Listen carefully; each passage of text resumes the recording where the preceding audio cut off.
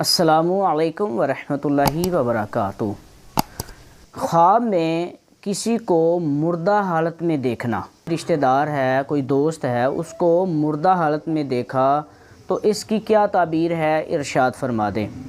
تو جواباً عرض ہے کہ اگر کسی کے بارے میں ایسا خواب آتا ہے کہ اس کو آپ مردہ حالت میں دیکھتے ہیں کہ وہ کسی طرح سے فوت ہو گیا،